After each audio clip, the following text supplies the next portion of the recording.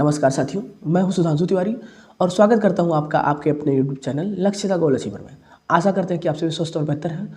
तो हमने जो है डीएलएड का जो प्रीवियस ईयर के क्वेश्चन पेपर है उनको सॉल्व करने का एक सीरीज स्टार्ट कर दिया है। पिछले वीडियो में हम 2022 का जो मैथमेटिक्स का पेपर आया था डीएलएड का उसको सॉल्व किया था और आज हम मैथमेटिक्स का ही 2017 का क्वेश्चन पेपर सॉल्व करेंगे जो कि 2017 में पूछा गया था। उसका एक बेहतरीन हल निकालने की कोशिश करते हैं जिससे कि आपको अपनी तैयारी करने में आसानी मिलेगी।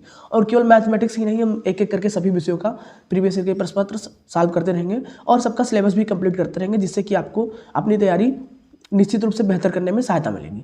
तो चलिए शुरू करते हैं आज का सेशन शुरू करने से पहले जो लोग चैनल पर नए हैं वो बेल आइकन को प्रेस कर लेंगे और चैनल को सब्सक्राइब कर लेंगे जिससे कि चैनल पर जब वीडियो आए तो आपको पास नोटिफिकेशन चला जाए कि और आप वीडियो को देख पाए। और इस समय देखिए मौसम बदल रहा है तो अपना ख्याल रखिएगा, क्योंकि अगर आप लापरवाही बरतेंगे तो आप बीमार पड़ेंगे और आप बीमार पड़ेंगे तो निश्चित रूप से आपका पठन पाठन का कार्य भी प्रभावित पड़ेगा। तो मैं भी बीमार पड़ गया था इसलिए आपको कंटिन्यू वीडियो नहीं मिल पा रही थी। अब उम्मीद करते हैं कि सब कुछ सही रहेगा तो आपको कंटिन्यू वीडियो मिलती रहेगी। तो चलिए शुरू करते हैं आज का सेशन। 2017 का जो मैथमेटिक्स का पेपर आया था उसको सॉल्व करने की कोशिश करते हैं। देखिए पहले 5 क्वेश्चन जो बहुविकल्पीय होते हैं, ठीक है, उसमें ऑप्शन को हमें सही ऑप्शन देख के टिक लगाना रहता है। तो चलिए सॉल्व करते हैं। 8, 3, 6, 5 में हमें 3 का स्थानीय मान बताना है। देखिए स्थानीय मान प्रीवियस ईयर में 2022 का जो सॉल्व कर चुके हैं उसमें भी आया था और ये एक आता है। ये बाएं तरफ से देखते हैं तो इकाई होता है, ये दहाई होता है, ये सैकड़ा होता है और ये जो है हज़ार होता है। आगे रहेगा तो ये 10,000 फिर लाख हो जाए, ऐसे होता है। अब हमें 3 का बताना था तो 3 पे ध्यान देंगे। हम जो सैकड़े के स्थान पे है तो सैकड़ा मतलब होता है 100, तो ये 300 हो जाएगा, ठीक है। तो 3 का स्थानीय मान क्या होगा? 300 होगा। अगर 300 आपको ऑप्शन में दिखाई दे रहा है तो वही आपका सही जवाब हो जाएगा। उम्मीद करते हैं आप स्थानीय मान समझ गए होंगे। और जातीय मान भी पूछा जाता है कभी कभी, तो उस पर ध्यान देते हैं।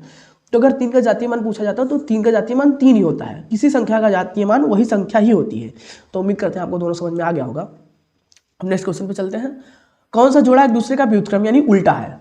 ठीक है, तो पहले ऑप्शन पे ध्यान देते हैं। 1/3 और अगले वाले को सॉल्व करेंगे तो ये भी 1/3 आएगा।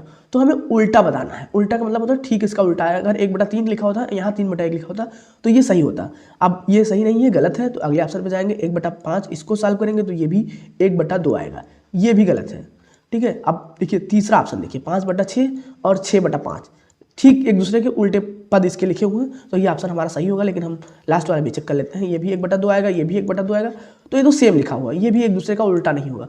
तो आपको ऑप्शन से पता लग गया होगा कि तीसरा ही ऑप्शन आपका सही होगा। अब नेक्स्ट क्वेश्चन पर मूव करते हैं। देखिए 2.4 × 0.5 यानी सिंपल सा हमें यहाँ पे गुणा वाला क्रिया जो है करनी है, सिंपल सा, यानी इसको हमें गुणा कर देना है दशमलव का ध्यान रखते हुए, ठीक है। अब हम इसको गुणा करेंगे। अगर 5 चौक 20, 2 हमारे पास बचा, 5 दूनी 10 और 2 12, ठीक है। अब यहाँ पे 0 से गुणा कर देंगे तो 0 का 0 हो जाएगा। अब यहाँ पे हमें जोड़ देना है, 120 आया, ठीक है। 120 तो आ गया लेकिन हमें 2 अंक के बाद दशमलव लगा था, ये देखिए। तो यहाँ पे 2 अंक के बाद दशमलव लगा देना है। तो 1.20 अगर आपको ऑप्शन में दिख रहा है 1.20 तो वही आपका सही ऑप्शन होगा। उम्मीद करते हैं कि निश्चित रूप से आपको समझ में आया होगा।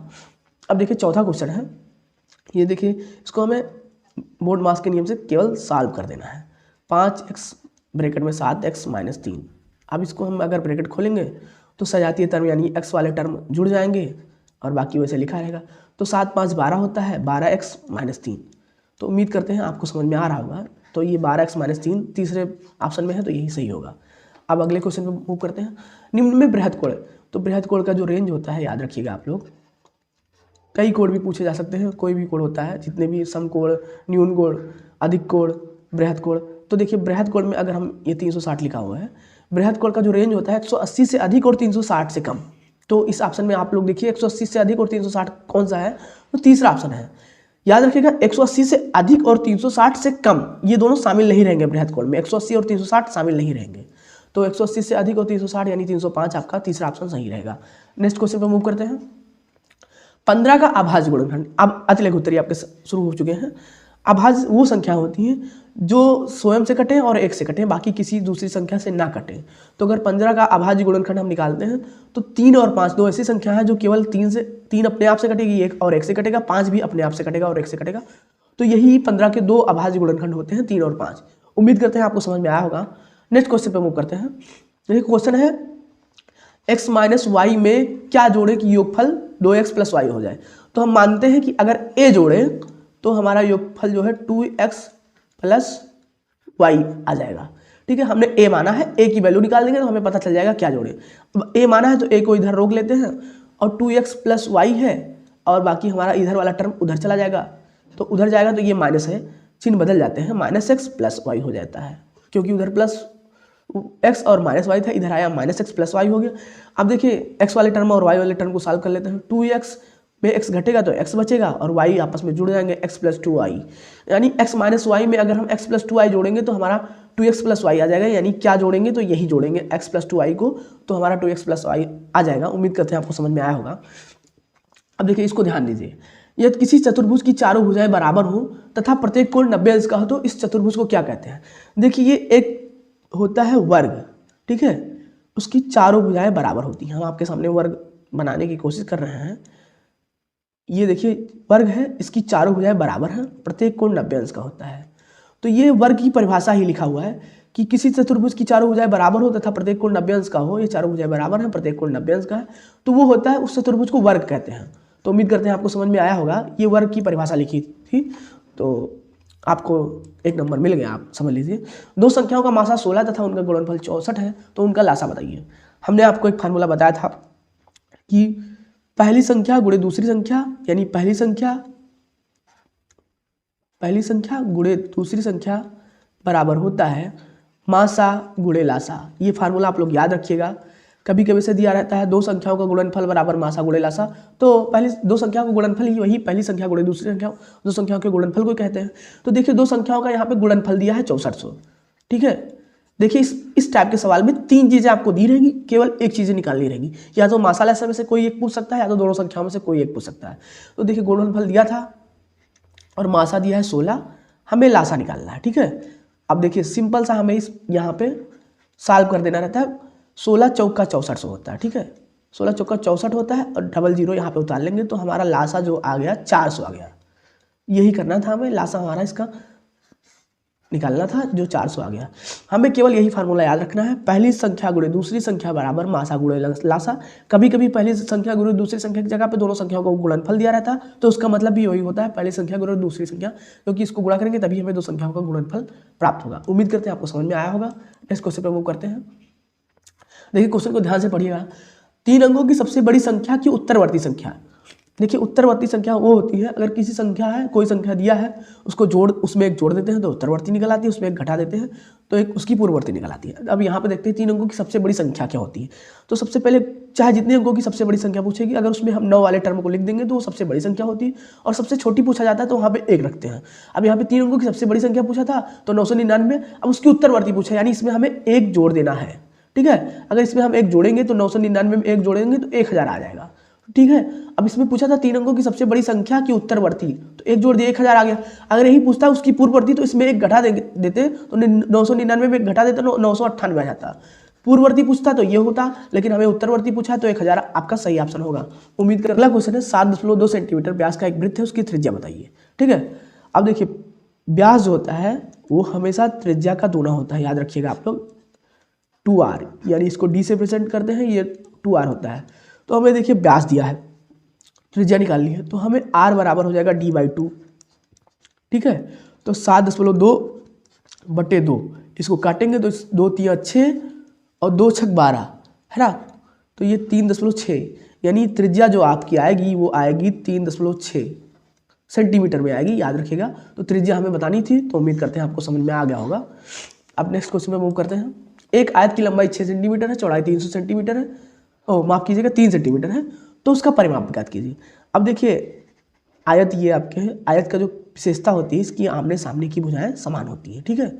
ये हमारी जो है लंबाई है, ये हमारी चौड़ाई है 3 सेंटीमीटर, और इसकी विशेषता होती है आमने सामने की भुजा बराबर होती है। और परिमाप मतलब होता है कि परि मतलब होता है बाहरी, और माप मतलब होता है भुजाओं को जोड़ना, यानी चारों भुजाओं को जोड़ देंगे। तो देखिए इसकी विशेषता होती है, इसकी चारों मतलब 2 भुजाएं आमने सामने की समान होती हैं, तो इसलिए ये 2l + b इसका फार्मूला होता है। देखिए l अगर 2l + 2b, क्योंकि दोनों भुजाएं आमने सामने की समान होती हैं, तो लंबाई को 2 बार जोड़ा जाता है, चौड़ाई को 2 बार जोड़ा जाता है। तो इसी से हमारा 2l + 2b लेंगे तो 2 कॉमन ले लेंगे, तो ये आपका फार्मूला आता है यही। अब परिमाप बताना है हमें, लंबाई दिया है 6 प्लस चौड़ाई दिया है 3, तो 6 3 9 और 9 दूनी 18 सेंटीमीटर इसका परिमाप आएगा आयत का। तो उम्मीद करते हैं आपको परिमाप मालूम हो गया होगा। परिमाप यही होता है, सबको जोड़ देते हैं जितनी भुजाएं रहती है। त्रिभुज की रहती है, अगर त्रिभुज रहता, समबाहु रहता तो 3a हो जाता, अगर परिमाप मतलब ही होता है जितनी भुजाएं हैं चाहे जो पूछा गया हो सबको जोड़ देना। ठीक है, उम्मीद करते हैं आपको समझ में आ गया होगा। तो इसका जवाब 18 सेंटीमीटर आएगा। अब देखिए ये देखिए 15वां क्वेश्चन जो है ये बर्न क्वेश्चन है, इसको ध्यान से पढ़िए आप लोग। कपड़े के 3 थानों की लंबाई क्रमशः 125 मीटर, 220 मीटर और 275 मीटर है। बड़ी से बड़ी लंबाई का फीता बताइए जो तीनों थानों के कपड़े को नाप सके। देखिए क्वेश्चन कह रहा है बड़ी से बड़ी, यानी हाईएस्ट कॉमन फैक्टर, यानी HCF। इसको हम बड़ा कर लेते हैं पेन को, HCF निकालना है हमें, याद रखिएगा। हाईएस्ट कॉमन फैक्टर, अगर बड़ा से बड़ा कहा तो HCF निकालना है, छोटा से छोटा कहता है तो हमें LCF यानी लघुत्तम समापवर्तन निकालना है। तो देखिए तीनों लंबाइयों को लिख लेते हैं। 125 मीटर है, 220 मीटर है और 275 मीटर है। अब इसका हम गुणनखंड कर लेते हैं। तो अगर 125 को करेंगे तो ये 5 × 5 × 5 में टूटेगा। और अगर हम 220 को करते हैं तो ये 5 दूना 10 दूना 20 और 11 220 हो जाएगा। 275 को करेंगे हम तो 5 × 5 और × 11, 25 11 275। अब HCF में होता है, ध्यान दीजिएगा, जो तीनों टर्म में कॉमन रहता है वही HCF होता है। और LCM यानी लघुत्तम में होता है जो तीनों में कॉमन रहता है उसको लिखते हैं, बाकी जो बचता है उसको भी मल्टीप्लाई कर देते हैं। लेकिन HCM में जो तीनों में कॉमन रहेगा, क्योंकि हमें तीनों का पूरा थान की लंबाई नाप लेनी है, तो HCM में जो तीनों में कॉमन रहता है तो वही HCF होता है। तो 5 यहाँ का HCF आएगा 5। तो वह बड़ी से बड़ी लंबाई जो तीनों थानों के कपड़े को पूरा नाप सकेगी वो लंबाई है 5 मीटर। तो उम्मीद करते हैं आपको ये समझ में आया होगा। नेक्स्ट क्वेश्चन पर मूव करते हैं। एक परीक्षा में 75% बच्चे उत्तीर्ण हुए हैं, यदि परीक्षा में 1500 बच्चे बैठे हों तो कुल कितने बच्चे अनुत्तीर्ण हुए हैं। तो ध्यान दीजिएगा, हमें जो उत्तीर्ण बच्चे हैं उनका प्रतिशत दिया है। तो अगर हम उसकी संख्या निकाल लेंगे कितने बच्चे अनुत्तीर्ण हुए हैं, तो टोटल 1500 बच्चे हैं, अगर उसमें से घटा देंगे तो हमारे फेल होने वाले यानी अनुत्तीर्ण होने वाले बच्चों की संख्या मिल जाएगी। तो 1500 का अगर हम 75% निकालते हैं तो ये हमारे उत्तीर्ण होने वाले बच्चों की संख्या मिल जाएगी। ठीक है, तो ये कट जाएगा। और 15 का अगर हम 75 से गुणा करते हैं तो 15 × 5 = 75 और 15 × 7 = 105 और उसमें जोड़ देंगे तो 112 यानी 1125 हमारे ये उत्तीर्ण होने वाले यानी पास होने वाले बच्चों की संख्या आ गई 1125। अब टोटल बच्चे जो पेपर में बैठे थे वो 1500 थे, 1125 उत्तीर्ण हुए हैं। ठीक है, तो ये कितने आ जाएगी, अगर इसको उसमें से घटाएंगे तो 375 बच्चे ये हमारे आ जाएंगे जो अनुत्तीर्ण यानी फेल हुए हैं। तो यही पूछा था कितने बच्चे अनुत्तीर्ण हुए हैं, तो 375 बच्चे फेल हो जाएंगे। देखिए 1500 दिया था, 1500 को हमने 75% निकाल लिया, जो कि दिया था उत्तीर्ण हुए हैं, तो इसका 75% निकालेंगे तो 1125 आ जाएगा जो उत्तीर्ण हुए हैं। और 1500 में हमें अगर 1125 घटा देंगे तो अनुत्तीर्ण होने वाले बच्चों की संख्या निकल आएगी। उम्मीद करते हैं आपको सेशन समझ में आया होगा। तो धन्यवाद। आज के सेशन सब्सक्राइब एंड शेयर।